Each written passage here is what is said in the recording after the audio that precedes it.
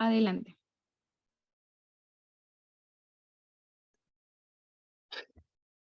Ya, a ver, muy buenas noches con todos. En primer lugar, agradecer a la invitación del Centro de Formación y Capacitación CEFOCAP para este curso del Sistema Nacional de Planeamiento Estratégico.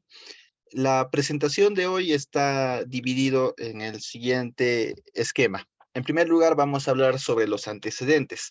Básicamente ahí vamos a ver conceptos sobre lo que es planeamiento, diversos conceptos vamos a analizar.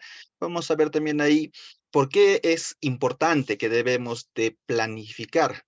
Luego también vamos a detallar un poco sobre la historia de la planificación en el Perú. Y ahí nos vamos a dar cuenta algunas cosas de cómo se han venido manejando a lo largo de los años. En el segundo punto vamos a tratar sobre el sistema. El planeamiento estratégico está dentro de un sistema administrativo. Entonces ahí vamos a detallar cuál es ese sistema administrativo. El tercer punto nos va a tomar la mayor cantidad de tiempo porque ahí vamos a analizar todo lo que son las políticas, los planes, el ciclo que corresponde, haciendo un énfasis especial en lo que es el plan estratégico institucional, más conocido como el PI, y el plan operativo, porque en esos dos planes es donde finalmente termina aterrizando, termina operativizando todo lo que se planifica en el sector público. Y como punto 4 vamos a hablar sobre los sistemas de información. Ahí vamos a ver tres temas. En primer lugar, vamos a hablar sobre el ingreso de datos al aplicativo CEPLAN. Vamos a hacerlo online, es un aplicativo online donde nos permite hacer la programación. Luego de la programación podemos hacer el seguimiento, también podemos hacer modificación de las metas que hemos asignado. El siguiente sistema va a ser básicamente de seguimiento, es de acceso libre, ese sistema de seguimiento, y podemos ver información que han registrado las unidades ejecutoras y los pliegos a nivel nacional. Y finalmente, esto sí va a ser bastante rápido, vamos a ver cómo podemos buscar la normativa de planeamiento de una manera bastante ágil, porque información en lo que es planeamiento hay bastante. Entonces, la idea es que tengamos nosotros conocimiento de qué cosa más o menos necesito y en marco a eso puedo realizar la búsqueda. Entonces, les voy a enseñar una manera sencilla de poder acceder a toda la normatividad vigente en lo que es planeamiento estratégico. Dicho eso, y bueno, también vamos a hacer una dinámica, un poco para reforzar lo que hemos venido hablando. Eso lo vamos a tratar al finalizar estos 4 puntos. Entonces, vamos a comenzar hablando sobre los antecedentes. En primer lugar, tenemos que definir qué es la planificación. Y para poder dar esa definición, tenemos múltiples conceptos. Al igual que cuando hablamos de políticas o hablamos de gestión pública, hablamos de administración pública, también la planificación tiene múltiples conceptos. Han habido gestores públicos, han habido pensadores, han habido empresarios, porque la planificación no nace en la administración pública, sino viene del sector privado. Entonces, hay conceptos que hemos venido arrastrando y aquí tenemos un conjunto de definiciones que se ha dado a lo largo de los años. En la parte inferior estamos considerando quién es el autor de esa definición. Y podemos ver aquí que en cada una de las definiciones hay algunas cosas que se añaden a la definición que no había dado el anterior. Entonces, comencemos, por ejemplo, con Carlos Matus. ¿Qué nos dice? Nos dice que planificación es crear un futuro y que no seamos arrastrados por las cosas que sucede en el presente. Entonces, eso es específicamente lo que es la planificación, proyectarme al futuro y en el momento puede estar sucediendo muchas cosas, pero como yo ya tengo decidido, ya tengo definido qué quiero, entonces no voy a dejarme arrastrar por las cosas que suceden actualmente. Esta es la definición que nos da Carlos Matos. La otra definición que nos da es Francisco Palom. Ahí él ya le agrega el término de objetivos. No es simplemente que yo quiera saber a futuro cuál va a ser la meta que yo voy a buscar. No, también te dice que tienes que tener objetivos. Y aparte de los objetivos, te dice que tú tienes que establecer estrategias de cómo lograr esos objetivos. Cuando pasamos al siguiente, aquí vamos a hablar de Sánchez. Él agrega otro término, lo que es la toma de decisiones anticipadas. Entonces, la planificación estratégica nos permite eso, de que antes de que suceda algo, yo pueda tomar una decisión de manera anticipada. ¿Por qué? Porque voy a hacer proyecciones, porque voy a tener información, porque voy a tener datos, y en función de eso, yo ya puedo anticiparme a lo que pueda suceder, como lo que ha sucedido, como lo que estamos pasando en estos momentos con el tema de las lluvias.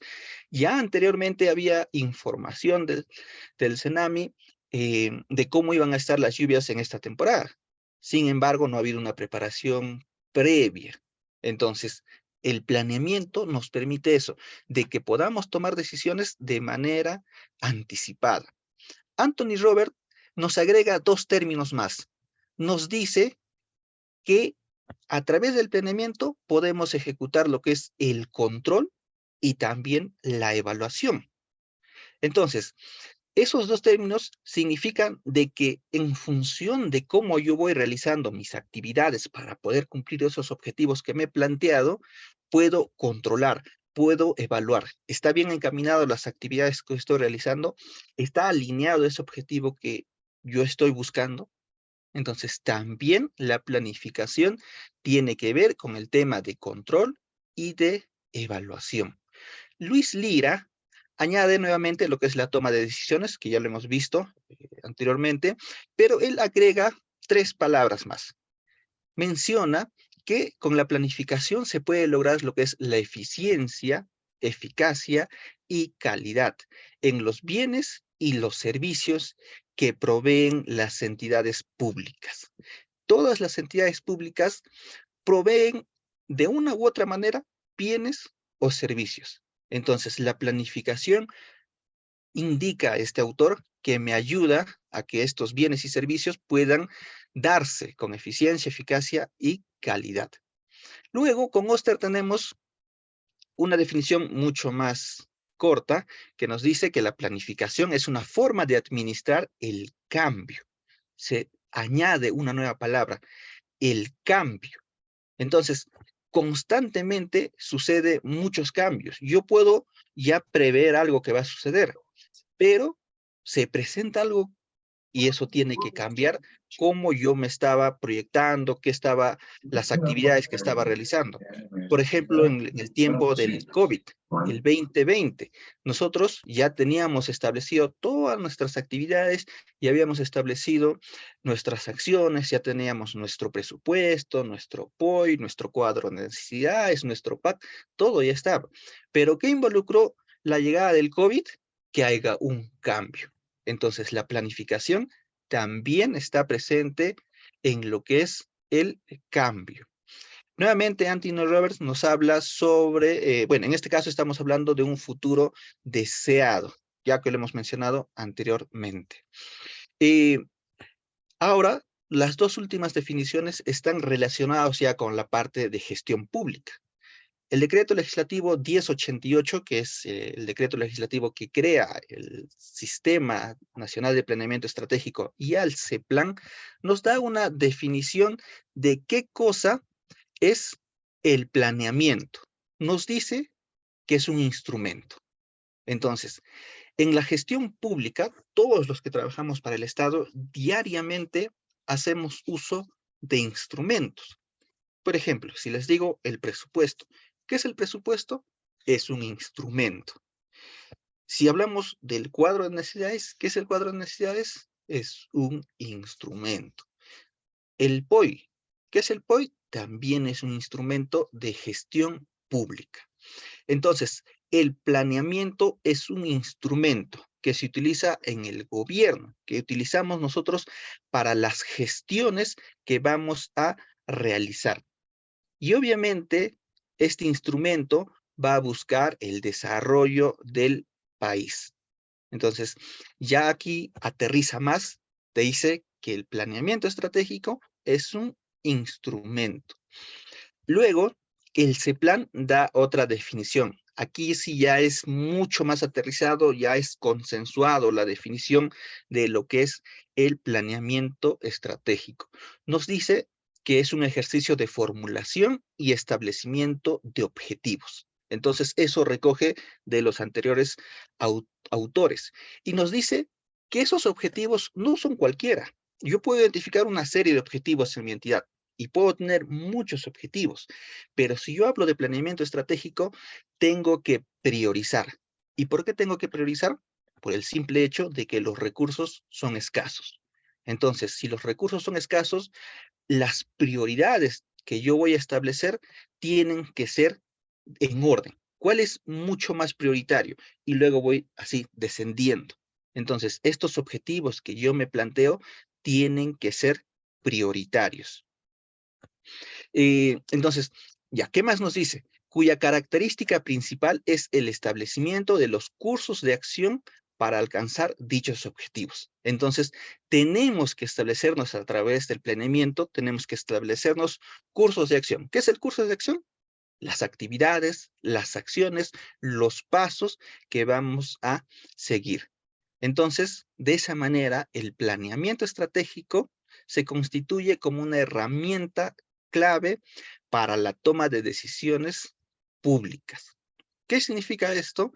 Que todas nuestras autoridades de los 3 niveles de gobierno tienen que hacer uso del planeamiento estratégico para tomar decisiones, porque ahí está la información. El planeamiento estratégico te suministra esa información y cuando se toma decisiones conociendo, sabiendo, teniendo información, teniendo datos, entonces ahí es que se puede lograr el cumplimiento de los objetivos que tienen las entidades públicas.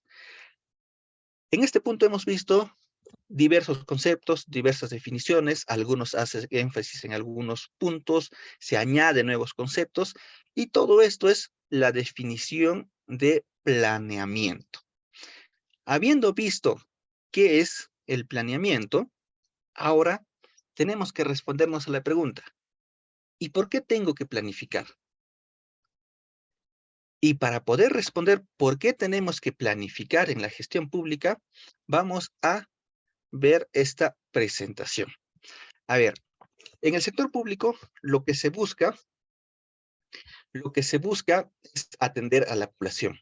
Todas nuestras actividades que desarrollamos finalmente termina beneficiando, que es lo ideal, en algunos casos a veces perjudica, pero la idea es que todo lo que nosotros hacemos en el sector público termina afectando a la población. Si son cosas buenas, muy bien, nuestra población se va a desarrollar.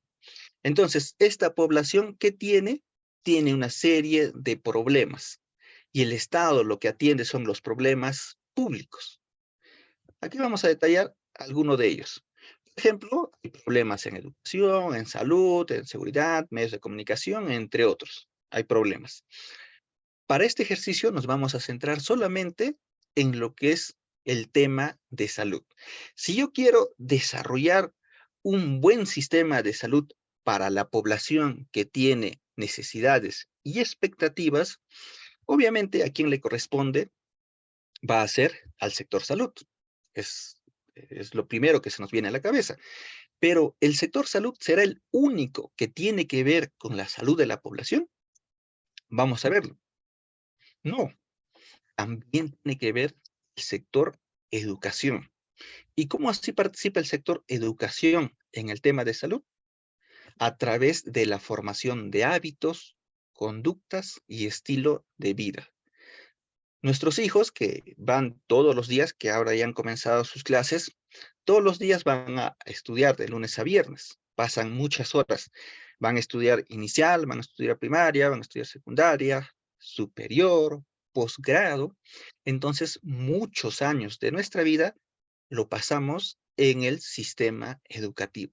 Y ahí es donde formamos hábitos. Si no forman hábitos saludables, entonces vamos a tener problemas más adelante. Entonces, el sector salud tiene que articular también con el sector educación. ¿Será el único sector con el cual se necesita trabajar para solucionar los problemas de salud? No, también tenemos otro sector, vivienda, construcción y saneamiento. ¿Por qué? Porque este sector se encarga de la provisión de servicios de agua segura y alcantarillado. ¿Qué sucede si mi población, los niños, las gestantes, no están consumiendo agua segura?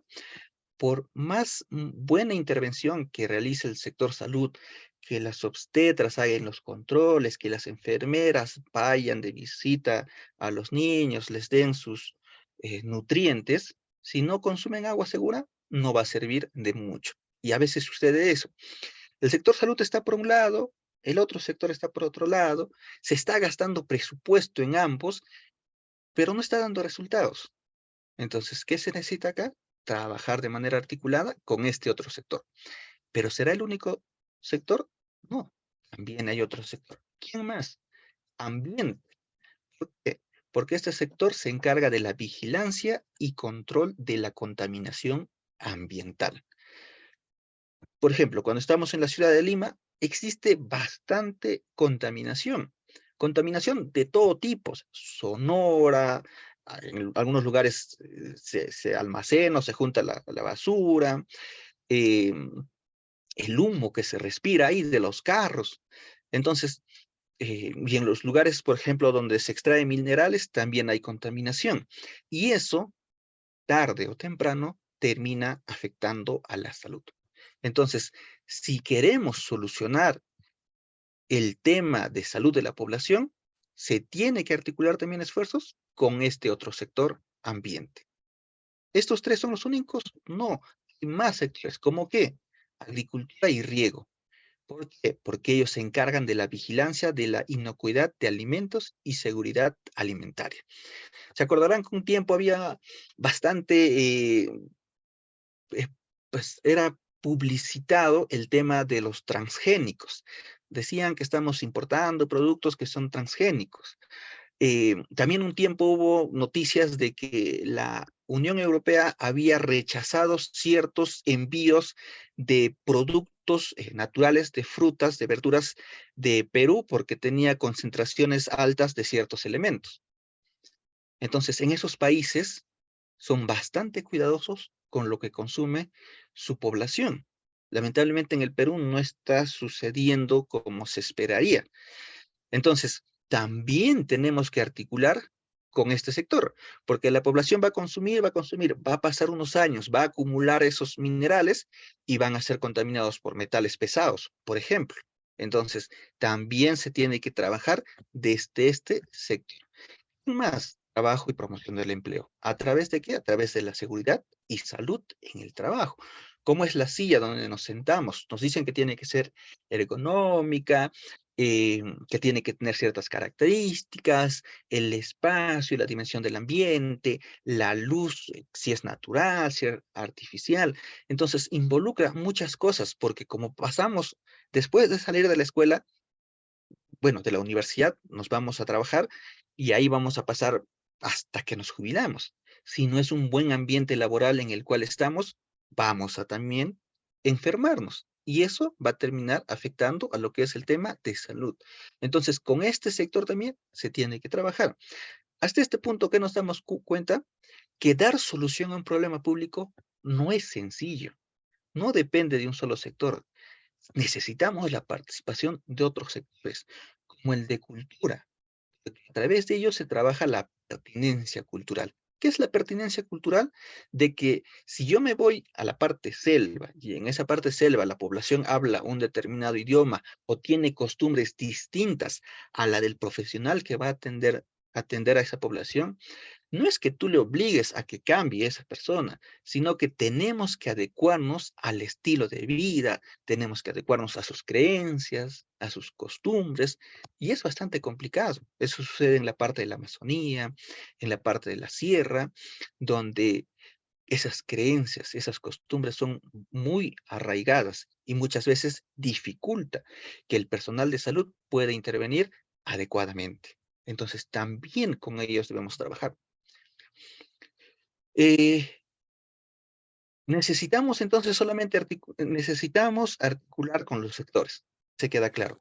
Pero solamente con los sectores, no. También necesitamos articular con los niveles de gobierno. ¿Cuántos niveles de gobierno tenemos? Tenemos 3 niveles de gobierno. El gobierno nacional, los gobiernos regionales y los gobiernos locales. Cada uno de ellos tiene participación en lo que es el tema de salud. Si hablamos del gobierno nacional, ¿ellos de qué se encargan los que están en el gobierno nacional? De conducir la parte sectorial, de regular, de fiscalizar, de evaluar los resultados de las intervenciones que se realizan. Ahora, los gobiernos regionales también tienen sus funciones en lo que es salud. ¿Por qué? Porque los gobiernos regionales se encargan de la administración y también de la organización de los establecimientos de salud. Mediante la descentralización, a los gobiernos regionales se les dio la función de salud. Entonces, ellos organizan sus establecimientos de salud de manera general. Y los gobiernos locales, las municipalidades, ¿tienen participación en temas relacionados con la salud? También tienen participación. ¿Cómo qué? Por ejemplo, el servicio de agua potable, alcantarillado, desagüe, limpieza pública, tratamiento y disposición final de residuos sólidos, control de epidemias, la vacunación de animales, entre otros que podemos ver aquí. Entonces, si yo quiero desarrollar una buena política de salud, no solamente necesito de los sectores, también necesito de los 3 niveles de gobierno. No solamente es gobierno nacional o gobierno regional, también incluye la participación del gobierno local. Entonces, tengo aquí, por un lado, si quiero desarrollar una política, tengo sectores involucrados. Por el otro lado, tengo niveles de gobierno. ¿Serán los únicos? No, vamos a complicarlo aún más. También tenemos los poderes del Estado. ¿Los poderes del Estado tienen participación en lo que es salud? También tienen participación. Por ejemplo, el Poder Legislativo, el Congreso. ¿Qué participación tiene el Congreso? Lo que va a hacer es aprobar leyes. Entonces, las leyes en materia de salud que se apruebe se va a realizar desde el Congreso. La fiscalización y control de la aplicación de estas leyes lo va a realizar el Congreso. Entonces, tienen participación también en lo que es salud. El otro, Poder Ejecutivo. ¿Poder Ejecutivo tiene participación? También tiene participación. ¿Por qué? Porque el Poder Ejecutivo se va a encargar de la parte de la planificación y ejecución de las políticas. No solamente es que se las políticas, no basta con eso. Se pueden establecer muy buenas políticas, muy buenas normas, muy buenas directivas, normas técnicas de salud. La idea es que también se cumplan. Las disposiciones que se den en el Poder Ejecutivo también deben cumplirse y ellos se encargan de eso, de hacer ese seguimiento. Por ejemplo, el tema de la fiscalización, para eso tienen a su salud. Y el otro poder del Estado, el Poder Judicial, ¿también tiene participación? Claro que sí. Si hay alguna controversia, hay algún problema, ¿de qué se va a encargar el Poder Judicial? De administrar justicia ante las denuncias que sean en materia de salud. Entonces, tenemos participación de los sectores, tenemos participación de los niveles de gobierno, tenemos participación de los 3 poderes del Estado. ¿Serán los únicos? Hay un último, que son la sociedad. Nosotros, como ciudadanos, tenemos también participación en lo que es salud. El Estado invierte en vacunas, el Estado invierte en enfermeras, el Estado invierte en combustible para que se puedan trasladar, pero si al papá, a la mamá, no le interesa, no le importa que sus niños tengan, por ejemplo, el tema de control, de su control CRED, o que tengan sus vacunas al día, entonces, ¿de qué sirve toda esa inversión que se realiza si finalmente este actor, que considero que es de los más importantes, no tiene participación?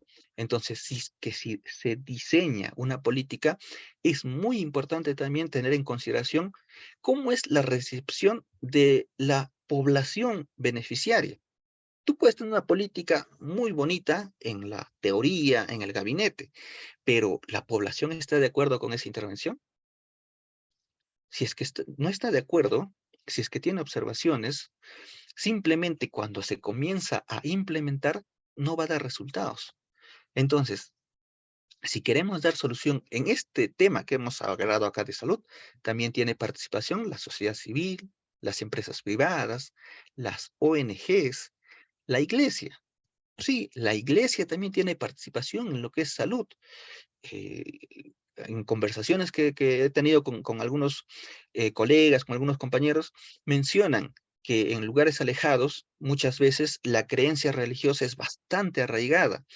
Y, por ejemplo, cuando son mujeres casadas y cuando hay un ginecólogo y no hay un ginecólogo varón y no hay una mujer, entonces es bastante complicado convencer de que puedan hacerse los controles o la revisión que corresponde.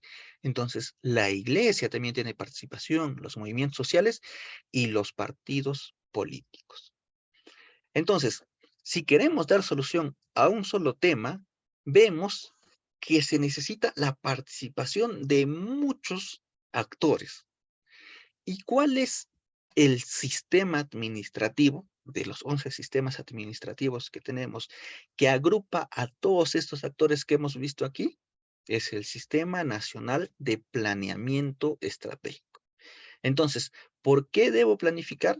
Porque es la única forma en la cual se puede plantear políticas, planes, intervenciones, considerando todos estos aspectos. Entonces, si yo soy de otro sector, si yo soy de otro nivel de gobierno, no importa. En todos ellos, si quiero dar solución a un problema público, si revisamos así a detalle, vamos a ver que solos no lo vamos a poder realizar. Vamos a necesitar necesariamente que el apoyo y la intervención de otros sectores, de otros niveles de gobierno, de los poderes del Estado y también de la sociedad civil. Entonces, cerramos esto. Ya. Entonces, aquí vamos a ver un pequeño video de Alicia en el País de las Maravillas. Es un dibujo animado que posteriormente se convirtió o se hizo una película. Es bien cortito, atentos por favor.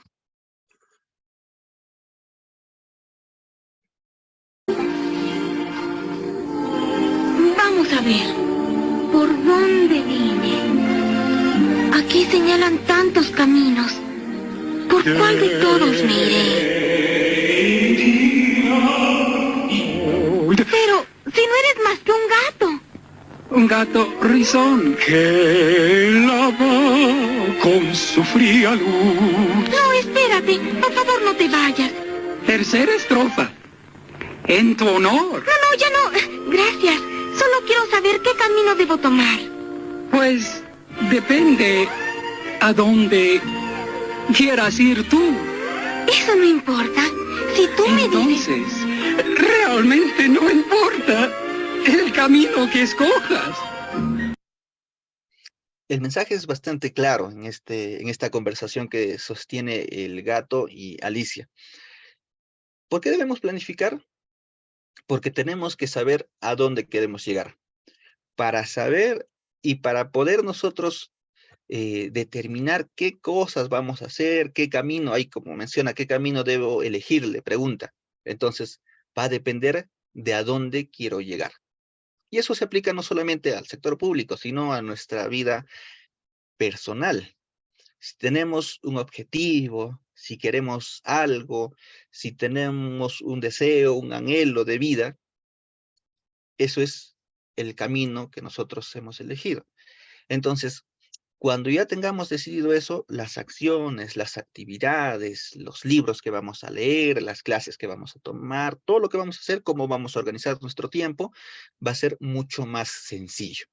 Entonces, en las entidades públicas se debe aplicar la planificación porque te permite saber hacia dónde quieres ir y qué cosas tienes que realizar, qué actividades tienes que realizar para poder llegar a ese objetivo que te has planteado. Entonces, ahí tenemos la respuesta a través de esas dos, a través del video y también a través de esa problemática de salud que se ha planteado. Ahí tenemos la respuesta del por qué tenemos que planificar. Ahora vamos a ver una línea del tiempo sobre la planificación en el Perú. Eh, a ver, vamos a ver. Hemos, en realidad, o sea, la planificación viene desde un poco más atrás, pero nosotros estamos tomando como referencia el año 1962, porque de manera formal es en este año que se comienza o que se empieza a hablar del tema de la planificación. ¿Qué sucedió en este año? 1962. En este año de 1962 se crea un sistema. Es el Sistema Nacional de Planificación del Desarrollo Económico y Social. Y como todo sistema, debe tener su ente rector. ¿Cómo se llama su ente rector? Instituto Nacional de Planificación. En este año se crea este sistema, se establece quién va a ser su rector y como todo sistema tiene su objetivo. ¿Cuál es el objetivo de este sistema? Incentivar el mejoramiento de las condiciones de vida del pueblo peruano mediante la ejecución de planes sistemáticos de desarrollo económico y social. ¿Y qué función tenía este sistema? En este sistema se coordinaba los programas anuales del sector público que deben incluirse en el presupuesto fiscal anual con los planes generales y sectoriales. ¿Qué nos dice?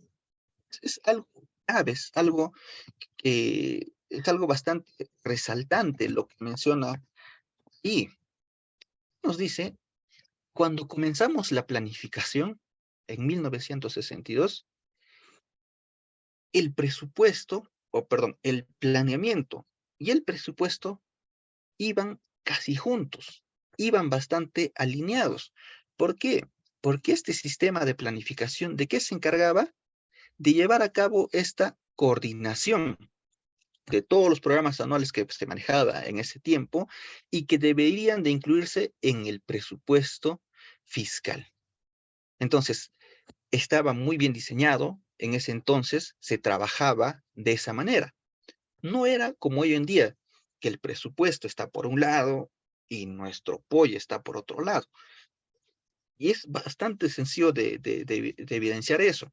Ingresen simplemente en lo que es la consulta amigable, vean en las actividades cuánto de presupuesto tienen, luego ingresan al sistema de seguimiento del CEPLAN que tiene. Al final vamos a hacer el ejercicio y vamos a ver que tienen cosas distintas. En teoría nos dice los sistemas que deberían de articularse y que deberían ser la misma información, pero vamos a ver luego cuando hagamos ese ejercicio que tienen actividades distintas, que tienen metas físicas distintas, que tienen presupuesto distinto. Eso no sucedía cuando se creó en ese año. ¿Por qué? Porque este sistema era el que se encargaba de llevar a cabo esa coordinación. El siguiente hito es 1971. A este Instituto Nacional de Planificación se le asigna la función de coordinar, bueno, en este tema es el Programa Nacional de Cooperación Técnica Internacional. También se le da esa función. En 1981 se modifica su estructura.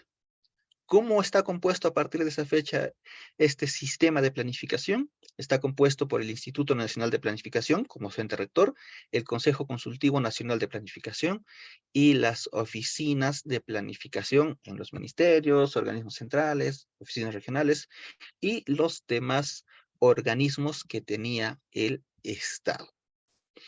Y el otro hecho trascendental que sucede es este año, 1992.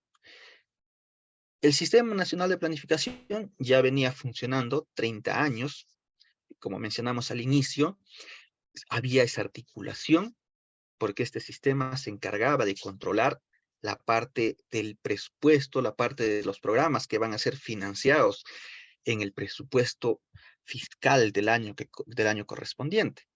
Pero, ¿qué sucedió en 1992? Después de 30 años de que está funcionando este sistema, se disuelve el Instituto Nacional de Planificación. Cuando se disuelve una entidad, las funciones no desaparecen. Las funciones tienen que asignarse a otra entidad. Entonces, la mayor parte de las funciones que tenía este Instituto Nacional de Planificación, ¿pasa a quién? Pasa al Ministerio de Economía y Finanzas, con excepción de la cooperación técnica que pasa a la presidencia de Consejo de Ministros. Entonces, este año es un año histórico, en 1992, porque se disuelve nuestro sistema de planificación que teníamos hasta ese momento. Luego, pasan 10 años, y ya cuando termina este periodo de gobierno, el 2002, ya en otro gobierno, se decide retomar la idea de que la planificación estratégica es importante. Entonces, se decide de que vamos a volver a trabajar con la planificación estratégica y se le incluye en una política de Estado, en la quinta para ser específica. Se le incluye en esa política de Estado. Y ahí bueno, se detalla algunas cosas y una de las cosas que se decide es que se cree un sistema nacional de planeamiento estratégico. Eso que antes se había disuelto se vuelve a crear. Pero las políticas de Estado, estas políticas de Estado, no son vinculantes, por así decirlo. No significa que este año 2002 se decidió y inmediatamente se creó. No. Muchas de las cosas, de las decisiones que se toman en el sector público, no basta con la decisión que tome el presidente. Se acordarán, cuando comenzó la pandemia, el presidente Vizcarra dijo que a todos los niños se les iba a dar una tablet. Entonces, de la decisión a que se dé esas tablets a los niños, es un tramo muy extenso, porque por sobre encima de la voluntad del presidente están las leyes. Lo mismo sucedió en la época bueno, cuando hubo el problema con los precios de los fertilizantes. Se decidió comprar fertilizantes al extranjero. Una compra, otra compra, otra compra, y todos se cayeron. No es suficiente entonces que el presidente tome la decisión, porque por sobre encima están las leyes. Se tienen que cumplir sí o sí las leyes. Entonces, este 2002 se tomó esa decisión. ¿Fue suficiente esa decisión? No, porque de por medio necesitas una ley. Y recién, aquí tenemos el 2002, recién se hace efectivo el 2008. Mira, el 2008 se emite un decreto legislativo, el 1088, que crea el Sistema Nacional de Planeamiento Estratégico y también al CEPLAN. Pero fijémonos, 2002, 2008, 6 años pasaron desde el momento que se tomó esa decisión. Entonces, ese es uno de los problemas que tenemos en el Estado. Es bastante lento. Desde que se toma la decisión hasta que se implemente, han pasado, ¿cuántos? Han pasado 6 años. Entonces, este decreto legislativo que tiene rango de ley, crea este Sistema Nacional de Planeamiento Estratégico, el 2008. Entonces, 1992, 2008, ¿cuántos años pasaron? 16 años. 16 años en el que el Perú no tenía un sistema nacional de planificación, no tenía un organismo que consolide todo ese tema. Ya, el 2008, ya tenemos el sistema creado, ya tenemos el CEPLAN. Pero para que se implemente algo, se crea la entidad. Ya está bien, tenemos la entidad. Pero el hecho de crear una entidad significa que inmediatamente todo ya se solucionó, que ya tenemos las directivas, ya tenemos las guías, ya tenemos los instructivos, ya tenemos los formatos.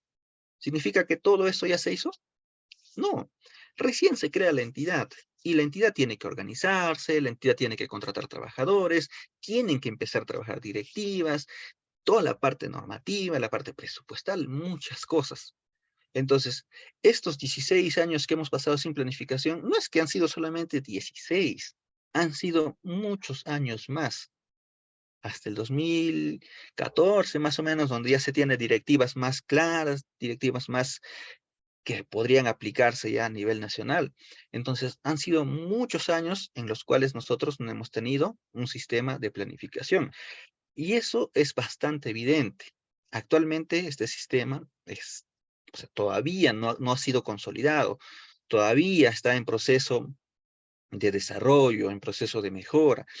Todavía están algunos documentos, algunas directivas en proceso de elaboración. Para mencionarles solamente algunos puntos, no tenemos guías de planificación estratégica o institucional desarrollado para los gobiernos locales.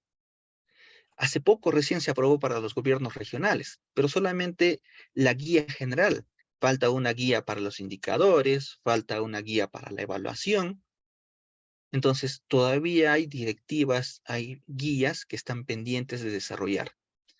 ¿Qué quiero decir con esto? Que la planificación estratégica en el Perú todavía no está madura, todavía no está consolidada. A diferencia del otro sistema que debería ir de la mano, que es el Sistema Nacional de Presupuesto Público, que ya está mucho más consolidado, que ya tiene un aplicativo, que es el CIAF, que es transversal, es un tema también interesante, porque lo utilizan, el CIAF lo utilizan varios sistemas. Lo utiliza el Sistema Nacional de Presupuesto, el de Tesorería, de Contabilidad. Último también se obligó a que se incluya lo que es abastecimiento, el tema de recursos humanos, el de inversiones, y es más consolidado. En cambio, con el CEPLAN recién se está comenzando a consolidar. Entonces, esta es la línea de tiempo sobre la planificación estratégica en el Perú. Es necesario conocer este punto de los antecedentes para saber sobre qué se está desarrollando actualmente la planificación. Ahora, habiendo visto este primer punto, vamos a pasar al sistema. Ya. Entonces, en el sector público desarrollamos una serie de actividades, una serie de procedimientos, tareas, tenemos muchas actividades que realizamos. Entonces, para poder organizar esas actividades, se crean los sistemas administrativos. Los sistemas administrativos básicamente lo que indican es qué cosa debemos realizar, qué cosa debemos hacer. Por ejemplo, si yo quiero comprar un escritorio para mi entidad, no es que yo voy a inventar procedimientos, voy a inventar algo nuevo, nada, o sea, todo ya está establecido. ¿Tú quieres comprar tu escritorio? Ya, muy bien. ¿Qué tienes que hacer? En primer lugar, tienes que armar tus especificaciones técnicas. Muy bien. ¿Qué más tienes que hacer? Tienes que hacer tu pedido en el SIGA. Tienes que hacer tu requerimiento. Eso va a la oficina de abastecimiento, a la oficina de logística. ¿Ellos qué van a hacer? Van a hacer una cotización, van a hacer un estudio de mercado y luego de eso van a solicitar la certificación presupuestal. Una vez que solicitan la certificación presupuestal, si es una compra grande, van a iniciar ya un proceso, van a armar ahí el comité de selección, van a elegir los postores, se va a llevar a cabo el proceso, va a llegar el bien, se va a hacer la revisión, va a ingresar al almacén, el área usuaria va a dar conformidad, se va a devengar, o sea, toda esa secuencia de qué cosas vamos a hacer, ya está escrito. Todo lo paso a paso que se va a hacer, ya está escrito. Hasta formatos hay. De conformidad, la conformidad ya tiene sus formatos. Entonces, los sistemas administrativos, lo que en resumen te dicen es qué tienes que hacer. Entonces, tú eres alguien nuevo que recién está ingresando al sector público. ¿Cuál es la recomendación? Léete lo que son los sistemas administrativos del área en el cual va a estar involucrada. Y cada sistema administrativo ha desarrollado una serie de directivas, de guías, de formatos, algunos de los cuales se actualizan anualmente. No hay nada que inventar. ¿Por qué? Porque se busca que a través de los sistemas administrativos todo esté ordenado, que se haga un buen uso de los recursos, que se evite de que en algunos casos pueda haber corrupción, aunque a pesar de eso ha sido superado por la astucia, por la habilidad de los malos funcionarios. Entonces, eso mismo está para el sistema de planeamiento estratégico. Este sistema, al igual que los otros sistemas, va a establecer toda esa secuencia de pasos que se debe realizar para poder planificar. Quiero trabajar mi plan operativo institucional. Muy bien. Hay un lineamiento de planes institucionales, donde te dice qué cosas tienes que hacer. Quiero trabajar, yo trabajo en un ministerio, ya, voy a trabajar una política sectorial. ¿Qué tengo que hacer? Hay una secuencia de pasos que se tiene que realizar para poder formular, para poder diseñar una política. Quiero realizar el seguimiento de esa política. Ya, hay una guía donde te dice cómo hacer el seguimiento, cómo trabajar indicadores, cómo llevar a cabo las evaluaciones. Entonces, este sistema ya tiene establecido todo eso. ¿Cuál es la definición entonces de un sistema? Y esto es aplicado para todos los demás. Es que es el conjunto articulado e integrado de órganos. Cuando hablamos de órganos, estamos hablando de las entidades. ¿Por qué? Porque en el planeamiento estratégico participan una serie de entidades, como hemos podido ver. O sea, pues, queremos solucionar el tema de salud y queremos diseñar una política. Ya, muy bien. Pero tengo que pedir la participación de todos los demás. Entonces, todos ellos tienen participación en el Sistema Nacional de Planeamiento Estratégico. Por eso es que te dice que son un conjunto de órganos. Luego te habla de subsistemas. Los subsistemas están debajo de los sistemas administrativos. Entonces, ahí se incluye estos subsistemas. ¿Por qué? Porque si hablamos de planeamiento estratégico, también vamos a hablar de presupuesto. Nuestro POI tiene una parte presupuestal. ¿Qué más tiene nuestro POI? Tiene una parte donde está o que se saca la información del cuadro multianual de necesidades, porque eso te sirve de insumo para poder costear cada una de tus actividades. Entonces, también tiene subsistemas a través de los otros sistemas administrativos que existen. Y las relaciones funcionales cuya finalidad es coordinar y viabilizar el proceso de planeamiento estratégico nacional. Entonces, este sistema es todo eso. Cuando hablamos de sistema, no solamente nos estamos refiriendo a ese plan, nos estamos refiriendo a todo lo que involucra. Ahí está la parte normativa, también está incluido ahí. Ahora vamos a ver cuáles son los objetivos de este sistema. Y los objetivos lo hemos resumido en 4 puntos. En primer lugar, lo que busca este sistema es que se constituya como un espacio donde se puede definir qué cosa queremos nosotros para el futuro, qué queremos como país. Pero eso no lo va a decidir solito el presidente de la República o los congresistas o los gobiernos regionales o los alcaldes. No, eso tiene que ser desarrollado de manera conjunta, de manera compartida. Entonces, este sistema es ese espacio donde todos se juntan y deciden qué futuro quieren tener.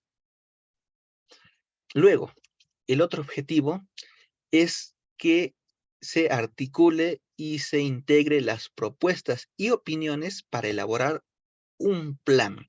El plan que está más arriba de todos los planes. El plan que está por encima de los demás planes es el Plan Estratégico de Desarrollo Nacional. Entonces, yo tengo mi PCM, sí, muy bien, tengo mi PI, también tengo mi Plan de Desarrollo Regional Concertado, muy bien, tengo mi POI, muy bien, pero por encima de todos esos planes está este Plan Estratégico de Desarrollo Nacional. Como su nombre lo indica, es desarrollo nacional, es un plan a largo plazo. Teníamos hace poco el plan bicentenario. Ya terminó el bicentenario, estamos en otra etapa, entonces se ha establecido otro año, que es el año 2050. Entonces ya está establecido cómo queremos ser nosotros, o bueno, al menos ya se ha decidido cuál es esa visión de futuro hacia el 2050 a través de este plan estratégico de desarrollo nacional. Otro objetivo es promover y articular programas de fortalecimiento de capacidades. ¿Qué significa esto? Que no solamente el tema de planificación tiene que conocer los que trabajan en CEPLAN o los que trabajan en la oficina de planeamiento. Ellos muy bien, les corresponde saber conocer toda la parte normativa, les corresponde conocer toda la parte de las guías. Sin embargo, no es suficiente. Estas capacitaciones, o los que conocen el tema de planificación, debe llegar a todos los actores que participan en el desarrollo de la gestión pública. ¿Por qué? Porque de alguna u otra manera nosotros aportamos a las acciones estratégicas, a los objetivos estratégicos. Entonces no tendría mucho sentido de que yo trabaje, vaya todos los días a la oficina, pero no sepa cómo es que eso que estoy haciendo contribuye a que se cumpla algún objetivo, o ni siquiera sepa a qué objetivo estoy ayudando a cumplir. Entonces, todas las personas que trabajamos en el sector público, indistintamente del área en el cual estamos, debemos saber mínimamente a qué objetivo estratégico institucional aporta las actividades que realizamos día a día. Por ejemplo, si es que yo estoy en un área de compras, dependiendo de la entidad, si esta compra se realiza de manera rápida o de manera lenta, va a terminar repercutiendo en el ciudadano que está esperando o que va a recibir un servicio haciendo uso de ese bien que tal vez estamos demorando, que tal vez lo hemos archivado o ahí está encarpetado. Entonces, si nosotros somos conscientes de que ese insumo que se está comprando va a ser necesario y que tiene solamente un tiempo, porque después de eso ya no tiene sentido darle esos servicios, entonces voy a llevar a cabo mi actividad con mayor celeridad, porque soy consciente de cómo lo que yo realizo aporto al cumplimiento de los objetivos que tiene la entidad. Entonces, cuando hablamos de fortalecer capacidades, no solamente significa que vamos a capacitar a ciertas áreas, sino a toda la entidad. Ellos deben conocer sobre esos temas, no conocer a detalle, pero al menos conocer esos temas a los que ellos diariamente aportan con su trabajo. También este sistema desarrolla procesos y acciones para el monitoreo de la gestión para resultados. Y estos resultados no son de manera inmediata. Los resultados, ¿qué son los resultados? Los resultados son los cambios. Yo llevo a cabo una intervención. Muy bien. Sin embargo, ¿cuándo voy a ver esos resultados? Hay intervenciones tal vez que sus resultados puedan ser de manera rápida, pero hay intervenciones públicas cuyos resultados los vamos a ver en un mediano y en algunos casos en un largo plazo. Tomemos nuevamente el ejemplo de salud. Si a los niños se le da su control de crecimiento, sus vacunas, y luego ese niño va a la escuela, estudia, saca buenas notas, los resultados no lo vamos a ver en un corto plazo, lo vamos a ver en un mediano, en un largo plazo, porque ese niño posiblemente más adelante termine la universidad, consiga un buen trabajo y salga de ese ciclo de pobreza en el cual pudo estar inmerso. Entonces, a través de ese sistema se busca ese monitoreo de los resultados a mediano y a largo plazo. ¿Qué más? ¿Qué otro objetivo tiene? Este sistema busca promover la cooperación y acuerdos en los procesos de formulación de planes estratégicos. En el ejemplo que vimos, que para dar solución a un solo problema de un sector, o mejor dicho, para dar solución al problema de un sector, necesitamos la participación de otros sectores, otros niveles de gobierno, otras entidades, hasta de la sociedad civil. Ya. Entonces, a través de ese sistema, de este sistema de planeamiento, es que se busca esa cooperación, es que se busca estos acuerdos. Porque si no hubiera este sistema, no tendríamos este sistema. A ver, recordemos un poco. Antes de que se cree el CEPLAN,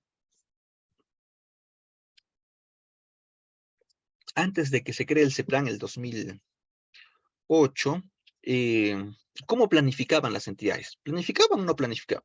Sí, la planificación siempre ha existido, pero lo planificaban a su manera. había un documento de planificación de una municipalidad que era totalmente distinta al de otra municipalidad. Un gobierno regional planificaba a su manera, una entidad del Poder Ejecutivo a su manera. Entonces planificaban, pero cada uno de acuerdo a lo que consideraba, de acuerdo a la experiencia que tuviera el que está liderando el tema, la oficina de planeamiento. Entonces, eh, no había una metodología estandarizada donde se pudiera luego hacer seguimiento, porque todos informan lo mismo, tienen indicadores similares. No, no había, cada uno lo trabaja a su manera. Entonces, este sistema, ¿qué está buscando? Que haya ese ordenamiento, esa estandarización cuando se elaboren los planes estratégicos. Entonces, luego vamos a ver un poco en la parte práctica, si revisamos el POI de una municipalidad, ¿qué tiene? Tiene actividades operativas e inversiones. Si revisamos el POI de un gobierno regional, ¿qué tiene? Tiene actividades operativas y tiene inversiones. Y esas actividades operativas tienen sus unidades de medida. Si es persona, informe, tiene sus propias unidades de medida. Pero todos los planes operativos de las entidades, de todas las entidades, tienen el mismo esquema, tienen la misma secuencia. Entonces, es mucho más sencillo hacer la consolidación, hacer el seguimiento. Entonces, eso se logra a través de este sistema. Y finalmente, el último objetivo es promover la formulación de planes estratégicos, programas y proyectos con visión prospectiva de mediano y largo plazo. El plan ha desarrollado guías para diversos planes.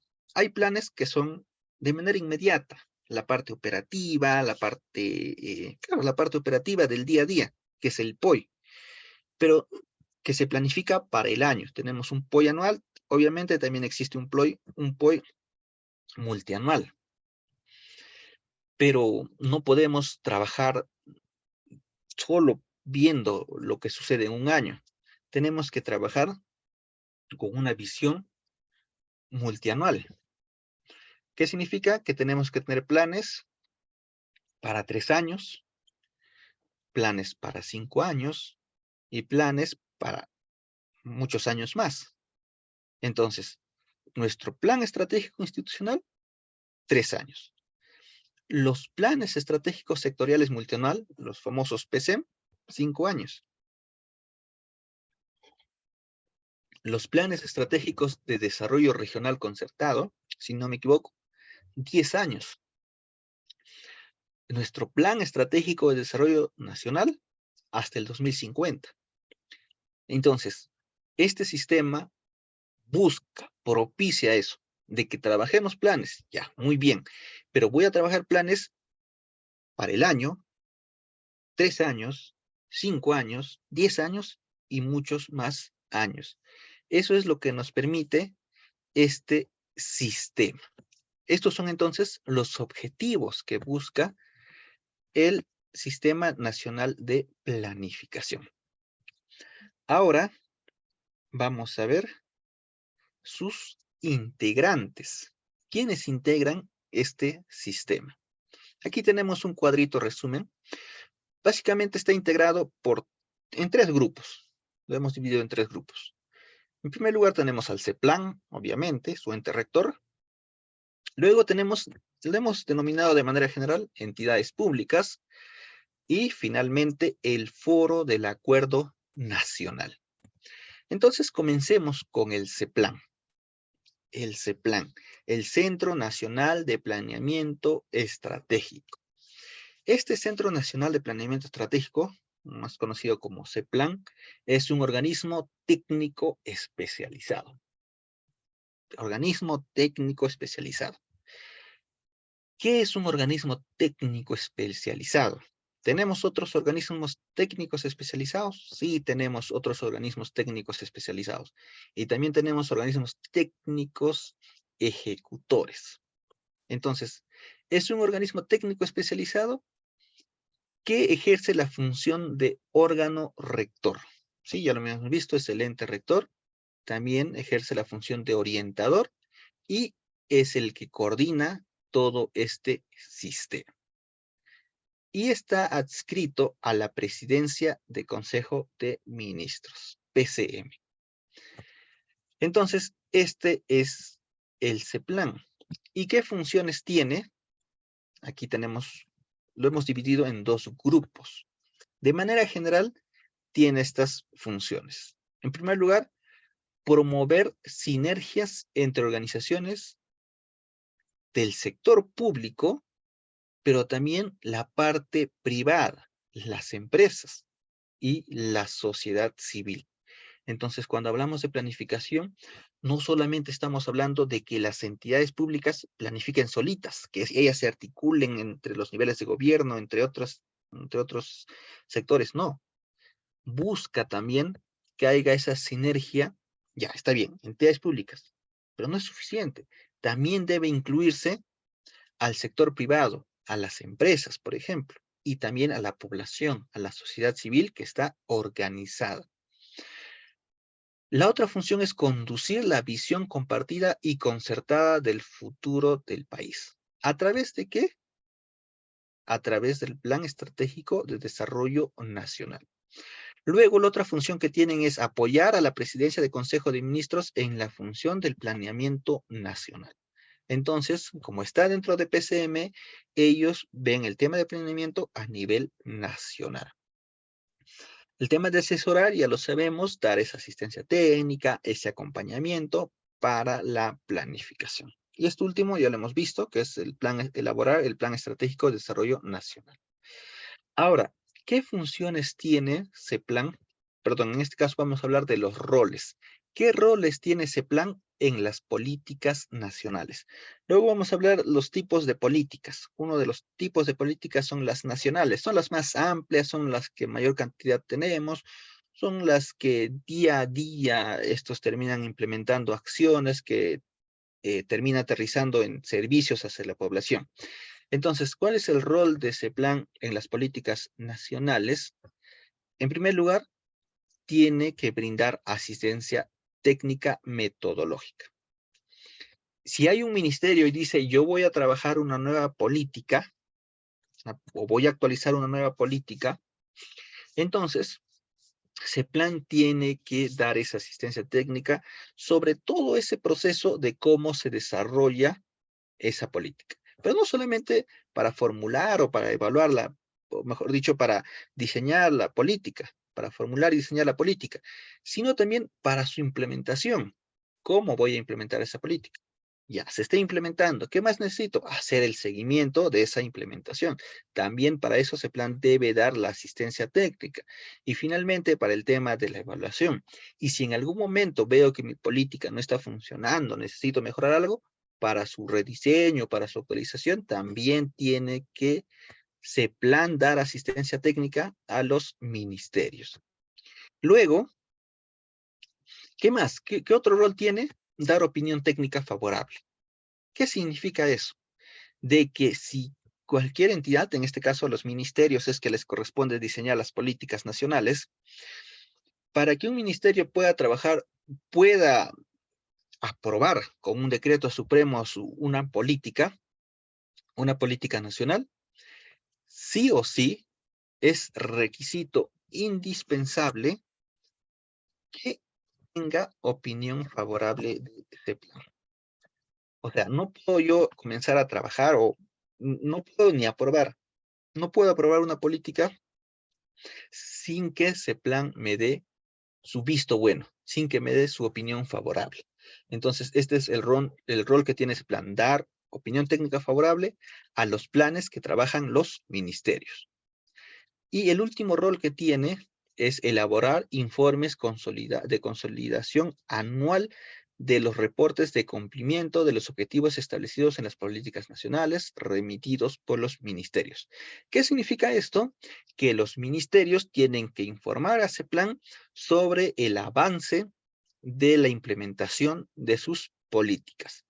Básicamente, ¿eso a qué se resume? Informar sobre el cumplimiento de los objetivos que se ha establecido en las políticas. Y todo eso que va a hacer ese plan va a consolidar. Y una vez que ha consolidado, va a sacar un documento donde muestre Puede ser un seguimiento o puede ser una evaluación de políticas nacionales. Hay publicaciones. Teníamos el Plan Estratégico de Desarrollo Nacional, que ya terminó, que es el Plan Bicentenario. Tiene una evaluación. Les voy a compartir también esa información. ¿Quién ha hecho esa evaluación? Porque es una consolidación de todos los sectores. ¿Quién lo ha realizado? CEPLAN. Entonces, CEPLAN finalmente es quien consolida toda la información de las evaluaciones o de los seguimientos que se realizan a las políticas. Ahora vamos a ver cómo se estructura CEPLAN. CEPLAN tiene la siguiente estructura. Tiene un consejo directivo, tiene una dirección ejecutiva, un consejo consultivo y comités multidisciplinarios y órganos de línea. Comencemos con el consejo directivo. El consejo directivo es el órgano de más alto rango. Es el órgano que está más arriba de la entidad de CEPLAN. Entonces, en este órgano, ¿qué se va a hacer? Se va a deliberar y se va a tomar decisiones sobre lo que se va a realizar sobre este sistema.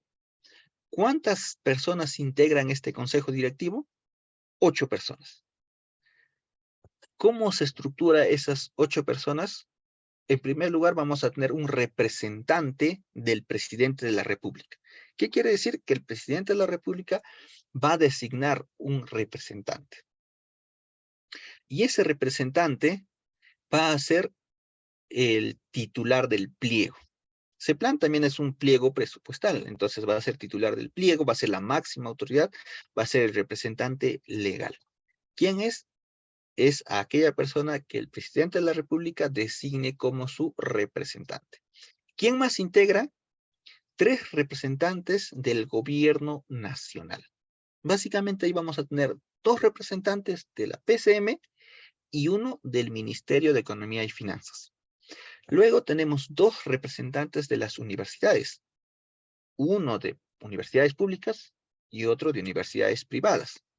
Luego tenemos un representante de los colegios profesionales y por último, un representante de los gobiernos regionales. Y con estos tenemos los 8 miembros del consejo directivo. Luego tenemos la dirección ejecutiva. Esta dirección ejecutiva, como su nombre lo indica, se va a encargar de ejecutar. ¿Qué va a ejecutar? Las decisiones, los acuerdos que tome este consejo directivo. Y ellos también se van a encargar el tema de la coordinación interinstitucional con otras instituciones y también ellos van a encargarse de la parte de la gestión interna de la entidad. O sea, toda la parte de los sistemas administrativos, la parte de las oficinas de apoyo, oficinas de asesoramiento, el tema de recursos humanos, toda esa organización interna, ¿a cargo de quién va a estar? De esta dirección ejecutiva. Luego tenemos el consejo consultivo. Este consejo consultivo es el principal órgano que da asesoría a este consejo directivo. Este consejo consultivo da asesoría a este consejo directivo. ¿Cuántas personas integran este órgano consultivo? Lo integran 20 personas. Es multidisciplinario, o sea, no solamente tienes personas que ven temas de planificación, sino ves personas que dominan diversos temas, porque cuando se da opinión en ciertos temas, tienes que conocer muy a detalle. Entonces, si es que se trata un tema, no sé, una política nacional de energética, entonces tiene que haber integrantes que conozcan de ese tema. Para que ellos puedan emitir alguna opinión, tiene que haber una solicitud de este consejo directivo. ¿Qué significa? Que este órgano, este consejo consultivo, no puede decir, ¿sabes qué? Yo quiero opinar sobre este tema o esta materia. No. Si es que van a emitir una opinión, tiene que ser a solicitud de este consejo directivo. Y las opiniones que emite son vinculantes, son obligatorios, se tiene que cumplir sí o sí. No, no son de obligatorio cumplimiento. Son recomendaciones, son opiniones, son pronunciamientos que no son obligatorios. Este consejo directivo puede decir, está bien, nos parece adecuado, o puede decir, ¿sabes qué? Lo desestimamos, no nos parece bien. Son opiniones que finalmente va a ser decidido por este consejo directivo. Y el último componente está integrado por los comités multidisciplinarios. Si es que hay temas específicos que este consejo consultivo no puede absolver, entonces yo creo una comisión multidisciplinaria. Por ejemplo, en el tema de recursos hídricos. Ya, entonces puedo crear un comité multidisciplinario para ver exclusivamente lo que son recursos hídricos. Y los demás órganos, obviamente, ahí tenemos sus órganos de línea, sus órganos de apoyo que tiene CEPLAN. De esta manera es como se estructura el CEPLAN. Ya, entonces, acá hemos detallado bastante sobre el Centro Nacional de Planeamiento Estratégico. Ahora, el otro componente son las entidades públicas. ¿Y quiénes son las entidades públicas? Tenemos todas estas entidades públicas, los órganos del gobierno nacional. ¿Quiénes son los órganos del gobierno nacional? Son todos estos, vamos a ver acá. En otras palabras, aquí estamos hablando, vamos a ponerlo un poquito más grande. Mucho. Ya, creo que hay suficiente. Ya, aquí tenemos un organigrama del Poder Ejecutivo.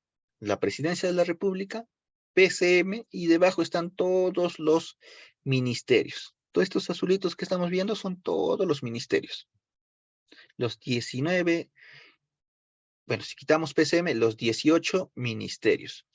Pero también tenemos organismos públicos, como que, por ejemplo, OCITRAN, OCINARMIN, OCIPTEL, SUNAS. ¿Qué son estos? Reguladores. Estos 4 son reguladores. Tenemos organismos públicos como Servir, CEPLAN mismo que estamos tratando, INDECOPI, INEI, CONCITEC, que son organismos públicos especializados. Tenemos DEVIDA, DINI, OSINFOR, que son organismos públicos ejecutores. ¿Qué más tenemos? Tenemos órganos desconcentrados especiales, tenemos programas y proyectos como Agroideas, Agrorural, ProBrime, entre otros. ¿Qué más tenemos? Entidades administradas de fondos intangibles de la seguridad social. A ver, ¿quién está acá? Seguramente, salud. Aquí está salud, por ejemplo. Tenemos, ¿qué más? Empresas bajo el ámbito del FONAFE. Entonces tenemos una serie de entidades y cada ministerio también tiene sus propias entidades. Por ejemplo, si nos vamos al Ministerio de Economía y Finanzas, Proinversión, SUNAT, la Superintendencia de Mercado de Valores, UNP, OCE, Perú Compras, y así, cada uno de los sectores tiene sus propios entidades adscritas. Es bastante complejo. Entonces, todas estas entidades que estamos viendo forman parte de este sistema de planeamiento estratégico. ¿Quién más? El Poder Legislativo, el Congreso, que está ahí. Los del Poder Judicial, también este Poder del Estado forma parte. Y también están los organismos constitucionalmente autónomos. A pesar de ser autónomos por Constitución, de acuerdo a la Constitución, también forman parte de este sistema. ¿Cuántos organismos constitucionalmente autónomos tenemos? Tenemos 10. Eso que nos quede ahí como dato. Si en algún momento nos preguntan cuántos OCAS existen en el Perú, tenemos 10. Y los podemos agrupar. Los que ven temas económicos, los que están en el ámbito jurídico y los del ámbito electoral. A ver, en el ámbito económico, ¿qué organismos constitucionalmente autónomos tenemos? En primer lugar, el Banco Central de Reservas del Perú. Este BCR se encarga de la política monetaria del país. O sea, el tema de la inflación, el tema del... Hay que vemos que el dólar sube, el dólar baja. ¿Quién lo ve? Este Banco Central de Reservas del Perú. Y tiene publicaciones semanales. Sería bueno que ingresen. Todas las semanas hacen publicaciones de las tendencias. Entonces ahí hay información bastante interesante del tema de la inflación, por ejemplo. La SBS también regula lo que es en asuntos económicos. Y la Contraloría General de la República. ¿Y por qué la Contraloría General de la República? Porque Porque ¿quién es el que supervisa el tema presupuestal de todas las entidades públicas? ¿A dónde termina llegando? Por ejemplo, yo hago una mala administración. ¿Quién es el que sanciona en esa materia? No es el MEF, o no es la Dirección General de Presupuesto Público. A veces decimos al MEF, no sé, ¿quién se encarga de ese monitoreo, de esa supervisión? No es el MEF. ¿Quién es el que finalmente va a definir si está bien lo que has gastado o si corresponde a un proceso administrativo? Va a ser la Contraloría General de la República. Entonces, todo lo que se gaste en el Estado está a cargo, bueno, la supervisión está a cargo de la Contraloría. En el ámbito jurídico, tenemos a la Junta Nacional de Justicia, al Ministerio Público, la Defensoría del Pueblo y al Tribunal Constitucional. Y en el ámbito electoral tenemos a estas tres entidades, OMPE, Jurado Nacional de Elecciones, y RENIEC. Entonces, estos son los organismos constitucionalmente autónomos que tienen participación en lo que es también el tema de planeamiento, a pesar de que son autónomos, como menciono. Luego tenemos los gobiernos regionales y por último las municipalidades, pueden ser tanto distritales como provinciales. Aquí tenemos un organigrama de todo el Estado. Aquí sí está de todo el Estado, no solamente el Poder Ejecutivo. Vamos a ponerlo un poquito más grande. Este es un organigrama, a ver, un poco más, ya acá. Este es un organigrama de todo el sector público. Poder legislativo, cómo está compuesto, pleno, consejo directivo, mesa directiva, todo lo demás. Poder ejecutivo, lo que hemos visto en ancha detalle. El poder judicial, cómo está compuesto. Los organismos constitucionalmente autónomos, lo que hemos visto también está aquí. Gobiernos regionales, los gobiernos locales. Aquí tenemos detallado todo eso. Entonces es interesante ver, conocer cómo está organizado nuestro Estado peruano. Entonces, aquí también tenemos esa información. Entonces, todas estas entidades también forman parte del Sistema Nacional de Planeamiento Estratégico. Y el último actor es el Foro del Acuerdo Nacional. Este es el último. Y aquí es donde interviene el sector privado. Aquí es donde intervienen las empresas. Y dicho sea de paso, este sistema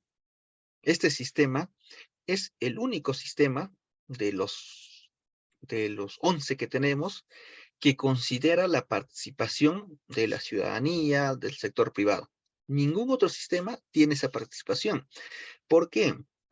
Porque los sistemas administrativos, por naturaleza, se refieren a la administración, a la gestión, al buen uso de los recursos públicos. Entonces, los recursos públicos se utilizan de manera interna.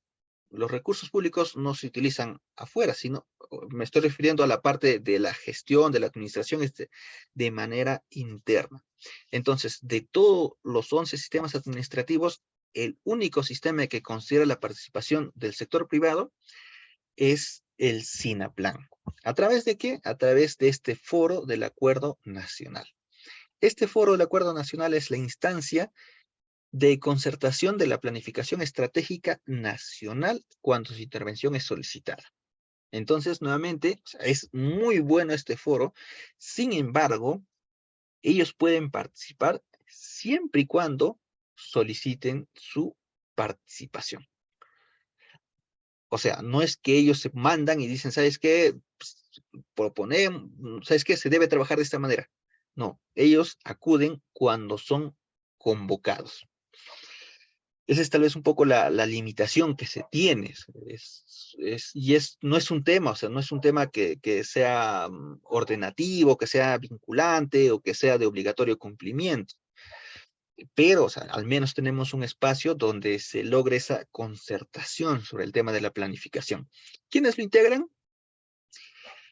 El gobierno con sus 3 niveles, el gobierno nacional, el gobierno regional y el gobierno local. Aquí les estoy dejando un material adicional donde tenemos el directorio nacional de todas las municipalidades, tanto provinciales y distritales, actualizados a marzo, hace poquito. Si yo en algún momento deseo hacer alguna gestión, deseo conocer de alguna municipalidad, este es un material que ha publicado el Instituto Nacional de Estadística e Informática. Y aquí tenemos el directorio. ¿Y qué vamos a encontrar ahí? Básicamente su correo electrónico. Entonces aquí tenemos todo ese listado. Entonces si en algún momento tenemos una gestión, aquí ya tenemos una herramienta. Es simplemente descargar, es un Excel donde tenemos ese listado. Ya, volviendo al tema. Entonces está integrado por el gobierno en sus 3 niveles. ¿Quién más integra? Los partidos políticos. Por ejemplo, estos son los, cómo actualmente se organiza, aunque creo que luego bueno, se han creado nuevas bancadas, pero estas son al menos las que inicialmente tenían representación en el Congreso. ¿Qué significa? Significa, para que yo pueda formar parte de este foro, y soy parte de un partido político, este partido político necesariamente tiene que tener representación en el Congreso.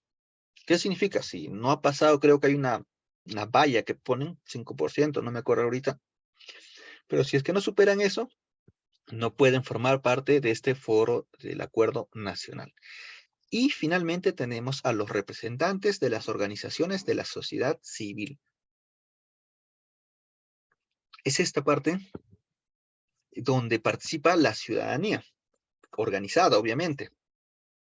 Aquí tenemos el Concilio Nacional Evangélico del Perú. ¿Quiénes están acá? Todas las iglesias, o la mayoría.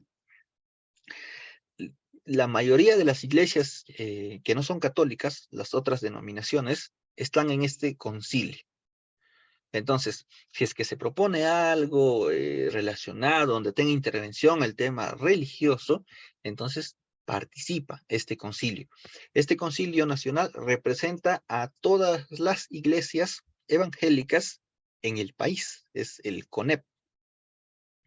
Luego tenemos a la Confederación General de Trabajadores del Perú, la Conferencia Episcopal Peruana, esto es ya de la Iglesia Católica, la CONFIEP, la CONAFREP, posiblemente algunos de estos hayan sido actualizados, la Mesa de Concertación para la Lucha contra la Pobreza y la Sociedad Nacional de Industrias, como representando a las empresas. Todas estas, entonces, forman parte del acuerdo nacional. Ya, entonces, de esta manera es como está integrado este Sistema Nacional de Planeamiento Estratégico. En este segundo punto hemos detallado bastante sobre este sistema y ahora vamos a pasar al tercer punto. En este tercer punto es donde nos vamos a demorar más, donde nos va a tomar mayor tiempo, porque ahí vamos a detallar sobre las políticas, sobre los planes, vamos a hacer ahí los ejercicios, los ejemplos. Entonces, comencemos. A ver, en este tercer punto que vamos a ver, el ciclo del planeamiento estratégico. ¿Por qué ciclo? Porque el planeamiento estratégico es una secuencia de pasos, de actividades que se debe realizar. Y la mayoría de sistemas administrativos tienen un ciclo o fases, lo llaman algunos de ellos. Por ejemplo, si hablamos de presupuesto, tenemos las fases del proceso presupuestario, que comienza con la programación multianual, se formula luego el presupuesto, se debate y se aprueba en el Congreso, se ejecuta y finalmente se evalúa. Es un ciclo, son fases. Lo mismo sucede con el Sistema Nacional de Programación Multianual y Gestión de Inversiones, INVIERTE-P, también tiene su ciclo. Con el sistema de abastecimiento también. Entonces, la mayoría de los sistemas administrativos tienen determinado un ciclo de planeamiento estratégico. En el caso, comencemos entonces con en el caso de CEPLAN. A ver. La primera fase, o la primera etapa, es el conocimiento integral de la realidad. este de aquí que estoy señalando, el conocimiento integral de la realidad. ¿Y por qué debemos conocer la realidad o en primer lugar? ¿Por qué se tiene que conocer en primer lugar la realidad del país? Porque ¿cómo yo voy a diseñar mis intervenciones? ¿Cómo yo voy a desarrollar o cómo voy a elaborar mis intervenciones si no conozco a mi población, si no conozco mi público objetivo? Y esto se aplica para todas las entidades. Si es que yo quiero comenzar el tema de la planificación, en primer lugar tengo que conocer a mi población. Cómo vive, en dónde vive, cuáles son sus necesidades, sus expectativas, sus problemas, sus aspiraciones. Todos esos aspectos involucra aquí el conocimiento integral de la realidad.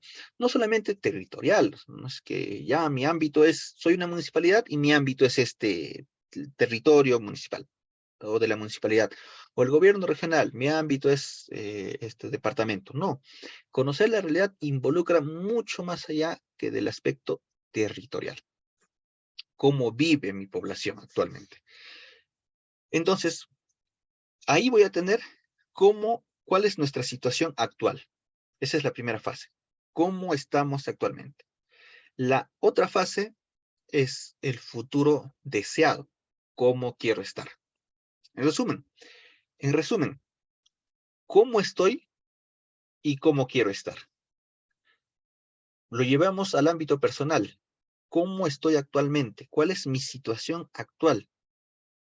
La otra fase es cómo quiero estar de acá 5 años, de acá a 10 años.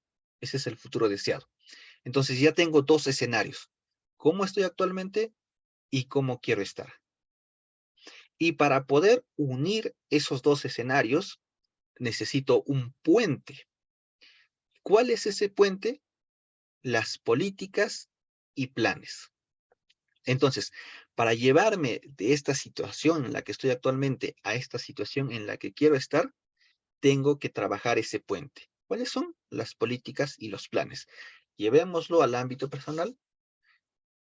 ¿Qué estrategia, qué plan voy a realizar para poder llegar a ese lugar donde quiero estar de acá a 5 a 10 años? Pero te agrega una palabrita. Te dice que estas políticas y planes tienen que ser coordinados. O sea, las políticas y los planes no tienen que trabajarse solo por la entidad o solo por las entidades, si es que son varias, sino que tienen que ser coordinados con la sociedad civil, tienen que ser coordinados con los gobiernos locales. Por ejemplo, si es que se diseña una intervención, no sé, desde un ministerio, cómo esa intervención termina aterrizando en el gobierno regional, en los gobiernos locales, la sociedad lo va a aceptar, la población o los beneficiarios lo van a aceptar. Entonces, estas políticas y estos planes tienen que ser coordinados. Esto es lo que nos indica este tercer punto. Y el último punto es el tema del seguimiento y la evaluación. Con eso se cierra. O sea, tengo que hacer un seguimiento cómo esas políticas y esos planes que he diseñado se están implementando, cuáles son los resultados que estoy obteniendo, y para eso necesito establecerme, por ejemplo, el tema de los indicadores. Entonces, este es este ciclo compuesto por 4 fases.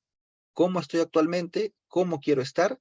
¿Cuáles son las políticas y planes que diseño para poder llegar a ese lugar que quiero estar? Y el último tema es el seguimiento y evaluación a estas políticas y planes que se están desarrollando. Entonces, nosotros vamos a hacer especial énfasis en lo que son las políticas y planes coordinados. El conocimiento integral de la realidad no lo vamos a tratar a detalle, ni el futuro deseado. ¿Dónde vamos a comenzar nosotros? En las políticas y planes coordinados. Entonces, comencemos. Lo vamos a dividir en políticas y luego en planes. Comencemos entonces con las políticas. Muchas veces nosotros hemos escuchado el término de políticas públicas. Ya, pero ¿qué es una política pública? Aquí tenemos un resumen. Podemos, si buscamos en internet, Han habido muchos pensadores, a veces hasta filósofos, en algunos casos también economistas, politólogos, gestores, estudiosos, que han dado definiciones sobre lo que son las políticas públicas. Aquí tenemos uno bastante sencillo para no complicarnos con dar una definición sobre las políticas públicas. ¿Qué es? Cuando nos referimos a una política pública, ¿qué es? Es una decisión. Entonces, todas las políticas públicas que son decisiones. Son decisiones que toma el gobierno sobre algo, sobre algún problema, alguna situación que se presenta. Son las decisiones que toma. La decisión puede ser de que decida intervenir o también ignorarlo.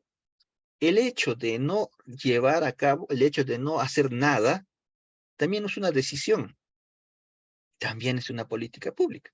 Se presenta un problema y yo simplemente decido no hacer nada, ignorarlo, es una decisión también. ¿Qué busca entonces esta decisión? Busca resolver un problema público. Y para que un problema sea público, tiene que afectar a muchas personas, pero a veces, a pesar de eso, el gobierno, el Estado, no atiende las demandas que tiene la población. Y debido a eso es que se presentan los conflictos, las crisis, los hechos de violencia. ¿Por qué? Porque el Estado no está atendiendo a las demandas que tiene la población. Entonces, estas políticas públicas buscan resolver, buscan dar solución problemas que aquejan a la población, con la finalidad de satisfacer sus necesidades. Entonces, todos tenemos necesidades y expectativas. Si yo me enfermo, ¿cuál es mi necesidad? De curarme. Entonces, si yo quiero curarme, ¿qué hago? Voy a un establecimiento de salud. Esa es la necesidad. ¿Y cuál es la expectativa? ¿Cómo quiero que me atiendan? Que llegue ahí y que me atiendan rápido, que hayan los medicamentos, que tenga buena infraestructura, que esté el personal, que tengan los equipos y todo lo demás. Esa es la expectativa de cómo yo quiero mi atención. O sea, no es solamente recibir la atención y ya, sino también que tiene que cumplir ciertas características. ¿Y dónde están establecidas las características? En el caso de las atenciones de salud, en las normas técnicas. En las normas técnicas están detallado cómo se debe desarrollar la prestación de un servicio de salud. Y aquí vamos a ver qué tipos de políticas públicas tenemos. Las políticas públicas podemos organizarlos de diversos tipos. Aquí vamos a ver solamente dos formas de organizarlo. Vamos a ver 4 tipos de políticas públicas. Las políticas regulativas o reglamentarias, ya su nombre nos da una idea a qué se refiere estas políticas regulativas o reglamentarias, y como su nombre indica, está relacionado con regular, con normar el comportamiento de las personas. Y lo que hace el Estado es ahí, saca una ley, saca una directiva, donde te dice que tienes que hacer algo o no tienes que hacer algo. Por ejemplo, estás manejando con tu carro, hay una luz roja, no puedes pasarte. Entonces ahí te está regulando, te está diciendo, te está prohibiendo, no puedes pasar mientras esté en luz roja. Te obliga a que cumplas, a que hagas ciertas cosas. Fumas, por ejemplo, muy bien, pero no puedes hacerlo en lugares públicos. Hay una ley donde te prohíbe. Y así tenemos una serie de leyes donde el Estado busca regular o reglamentar las conductas de las personas, pero no solamente de las personas, sino también de las empresas. Me va muy bien, tengo mi empresa, empiezo a fusionarme, entonces se podría crear un monopolio. Entonces los monopolios están prohibidos en el Perú. Entonces regula. Una empresa minera contamina el río. Entonces obliga a que esa empresa haga un tratamiento a esos residuos antes de liberarlos, antes tal vez de arrojar al río. Esas son las políticas regulativas o reglamentarias. Y aquí, a ver, tenemos un ejemplo. es la ley 30.288. A ver, vamos a esperar un momentito para que cargue. Si no carga, en todo caso, a ver, creo que está un poco lento el internet. Pero ya queda claro la idea sobre estas políticas regulativas. El siguiente tipo de políticas son las políticas distributivas. En este caso, el Estado va a dar un beneficio a un grupo determinado de personas o de empresas podría ser. Pero para poder recibir ese beneficio, tengo que cumplir ciertas condiciones. Vamos a irnos al ejemplo. En la política distributiva, a ver, vamos a ponerlo un poquito más grande.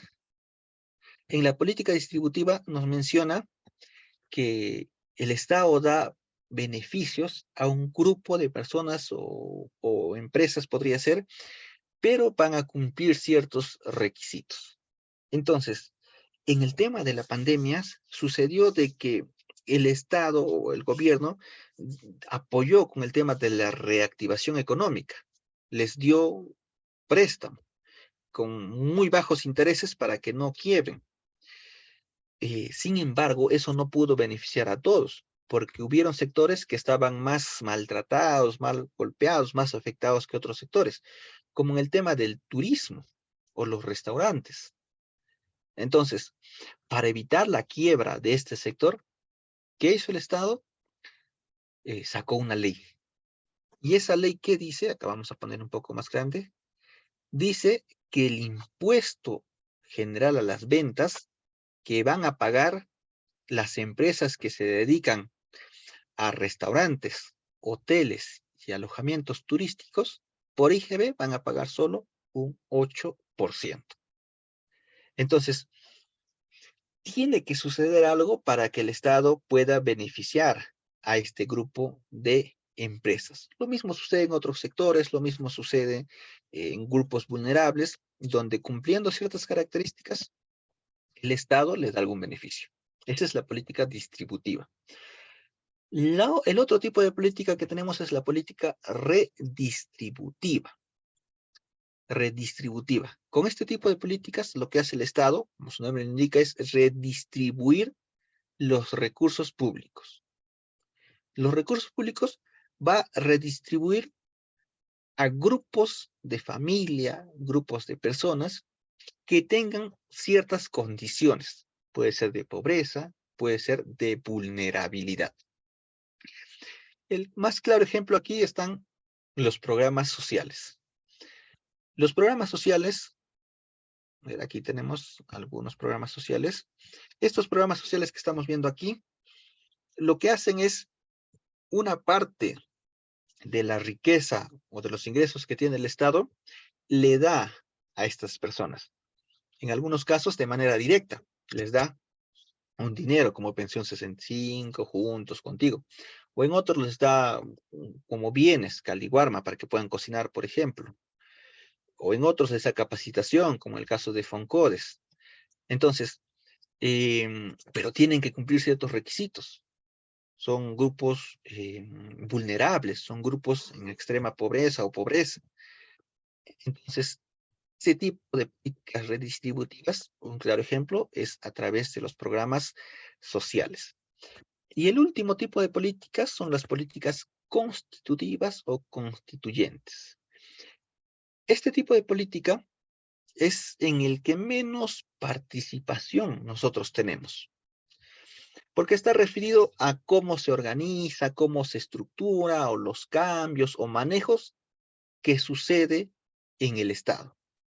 Y ahí, por ejemplo, tenemos el cambio, la modificación del ROF de una entidad.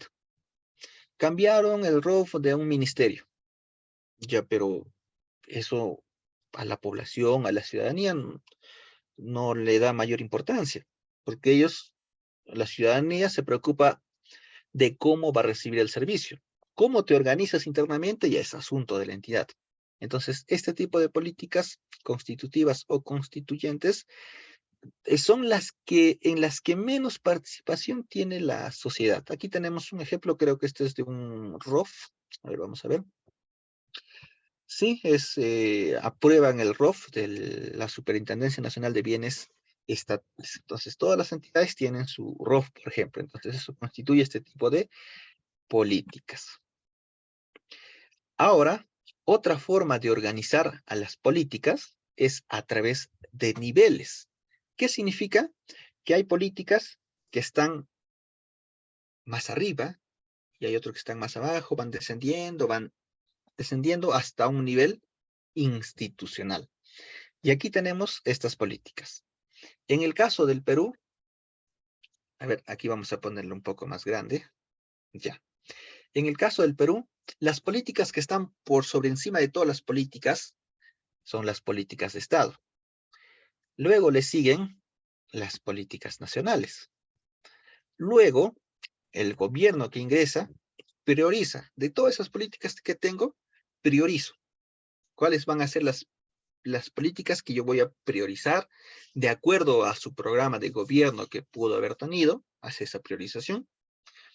Luego tenemos las políticas territoriales, en este caso los gobiernos regionales, en base a la política general de gobierno, en base a las políticas nacionales, establece cuáles van a ser sus políticas territoriales.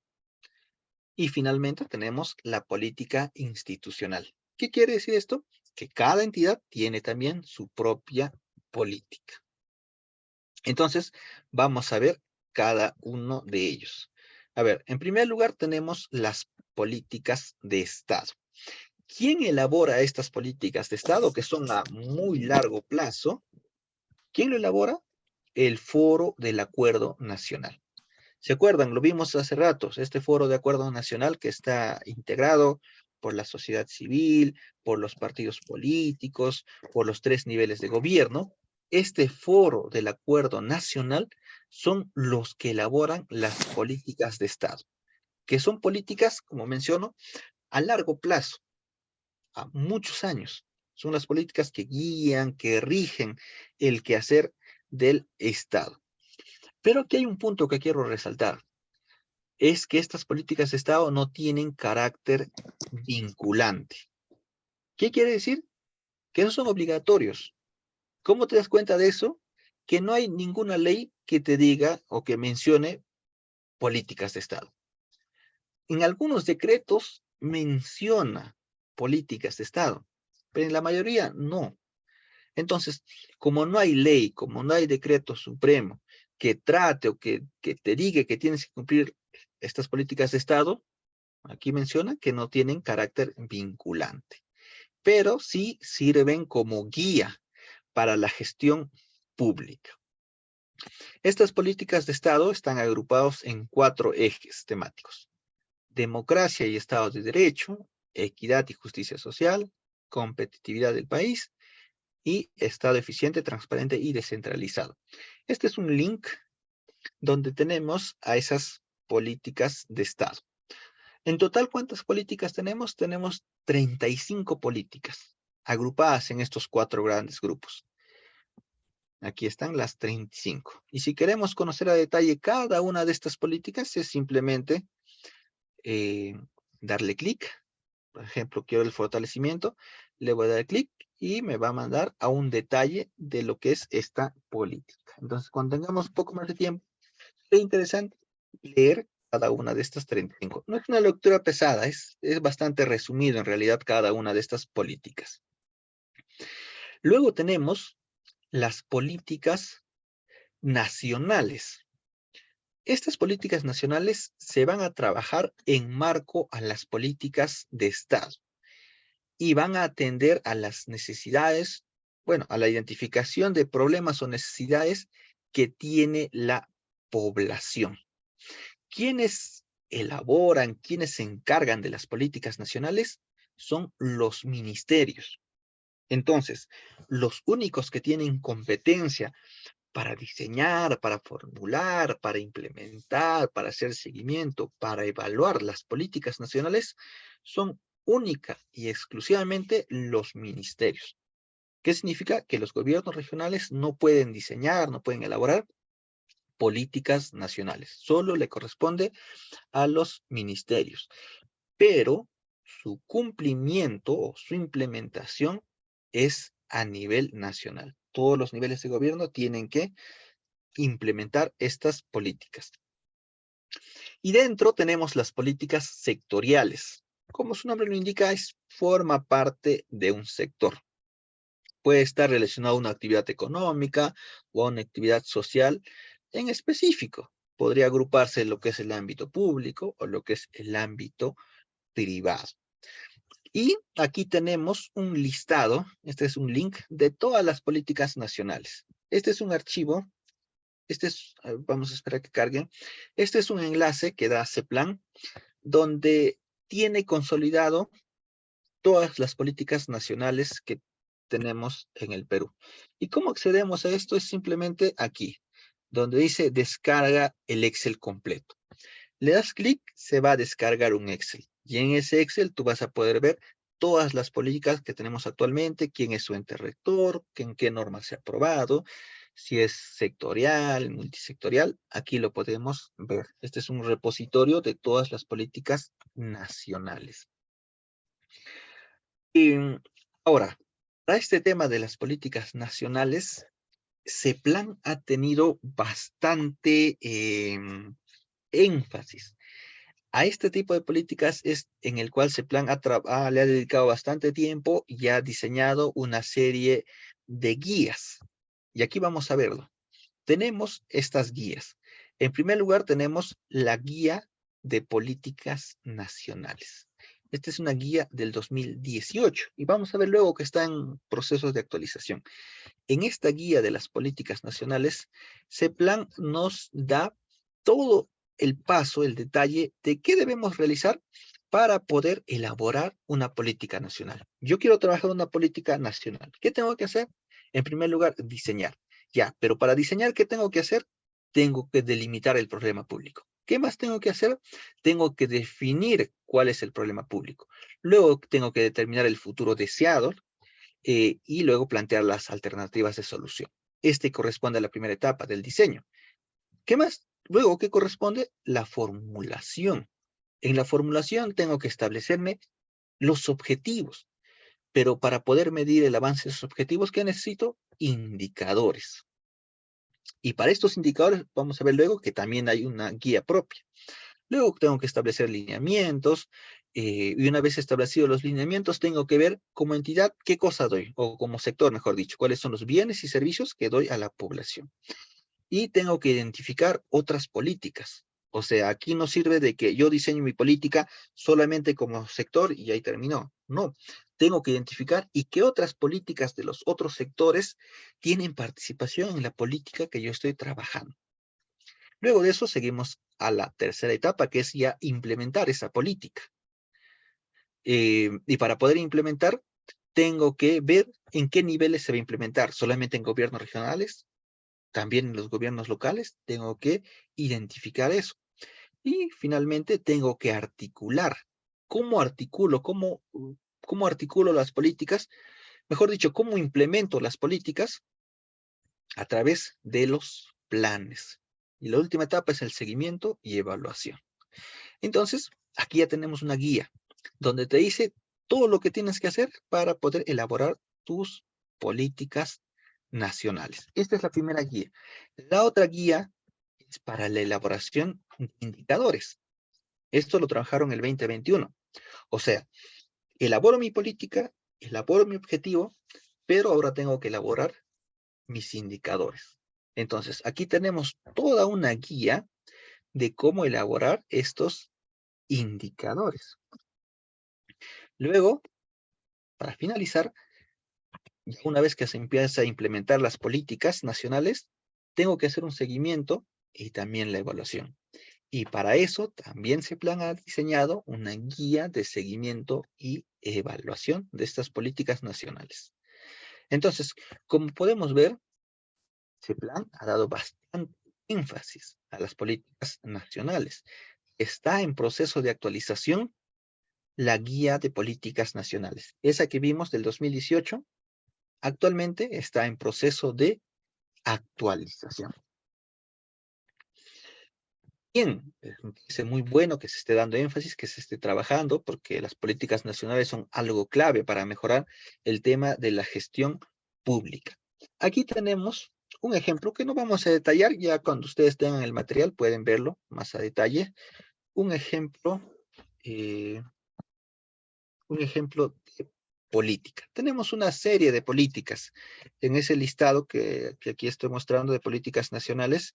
En ese listado podemos ver todas las políticas de todos los sectores. Si algo nos interesa, ahí podemos verlo más a detalle.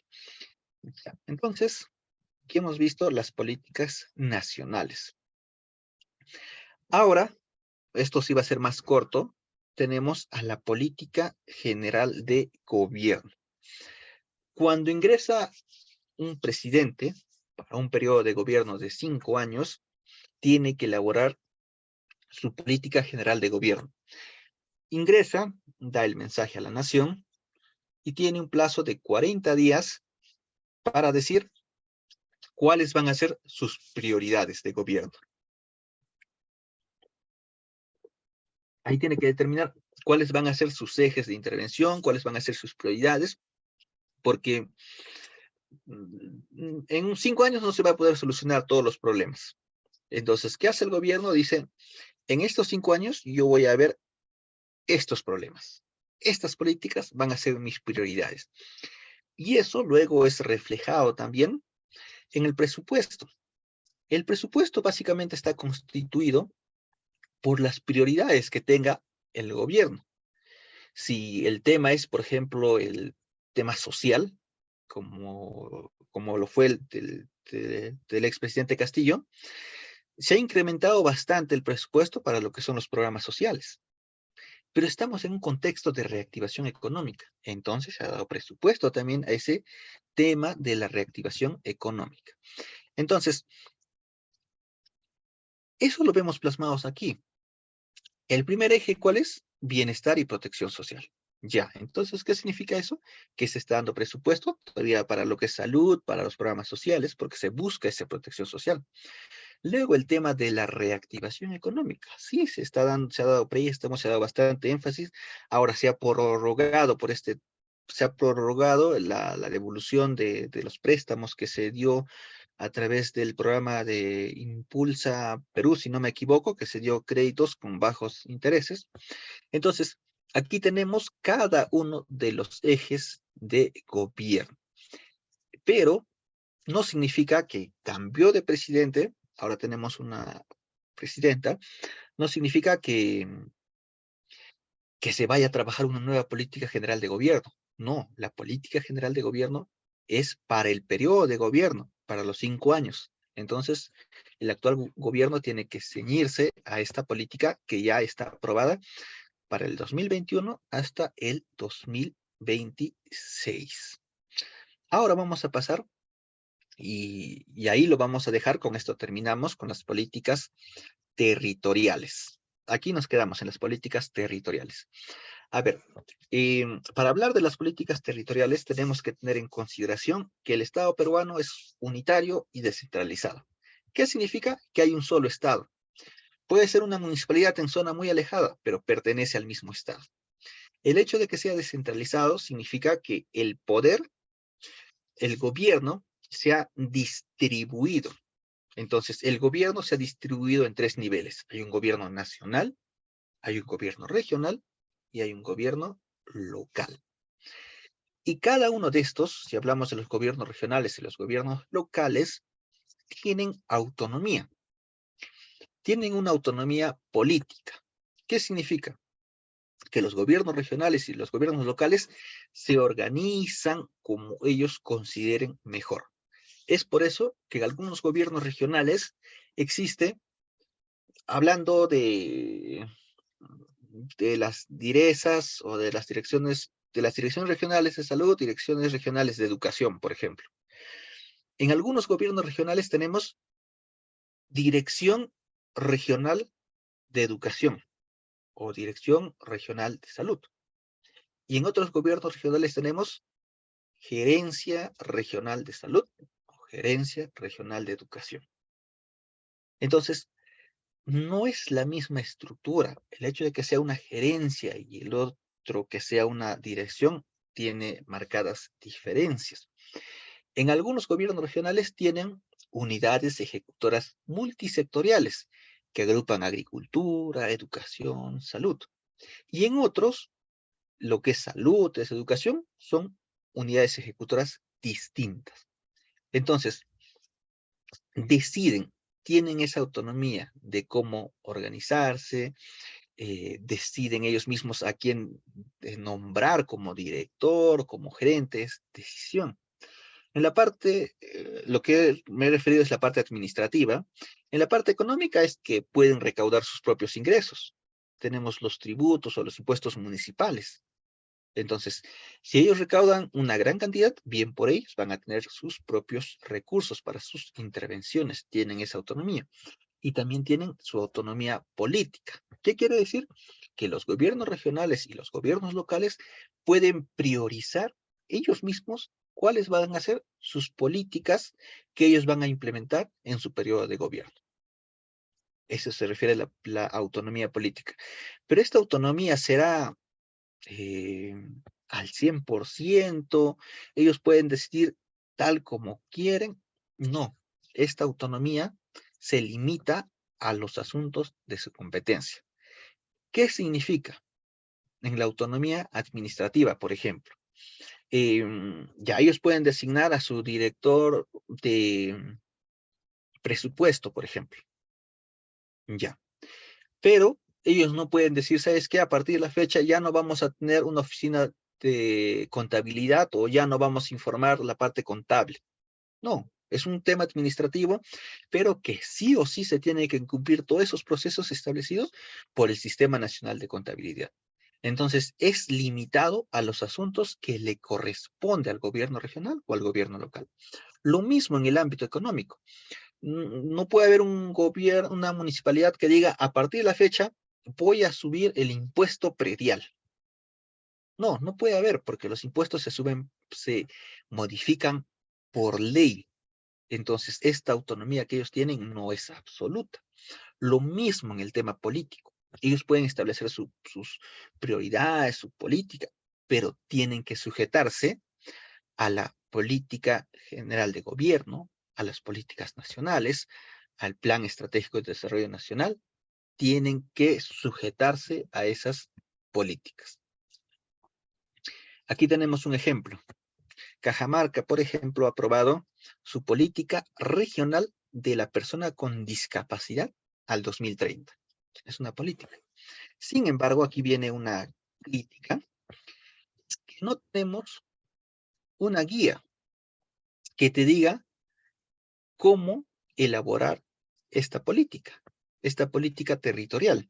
En el anterior vimos, en la política, en las políticas nacionales, vimos que tienen guía, tienen otra guía para sus indicadores, tienen otra guía para su seguimiento, pero para las políticas territoriales local, o sea, municipal y para las regionales, no hay guías. Posiblemente está en proceso de elaboración, obviamente es complicado, requiere tiempo, requiere personal, pero el hecho es que actualmente no tenemos guías para las políticas territoriales. Entonces, actualmente, ¿cómo se está trabajando? Usando como referencia las guías de las políticas nacionales o alguna otra indicación que dé ese plan. Es una debilidad por el momento que esperemos que que se supere en el más breve tiempo, porque si no, ¿cómo se está trabajando estas políticas territoriales? No sabemos, es bastante complicado porque cada uno lo está trabajando a su criterio, porque no podemos utilizar o implementar al 100% esta guía de las políticas nacionales para lo que son las políticas territoriales. Entonces, ahora, ya siendo más de las 9 de la noche, vamos a dar pase a las preguntas.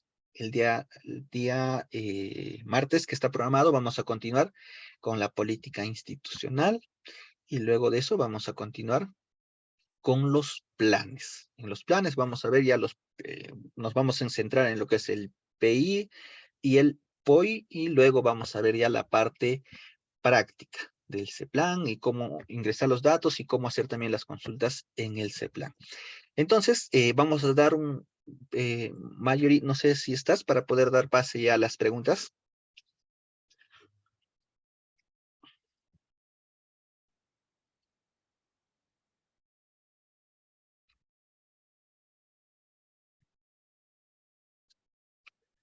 Si tuvieran alguna pregunta por el chat o pueden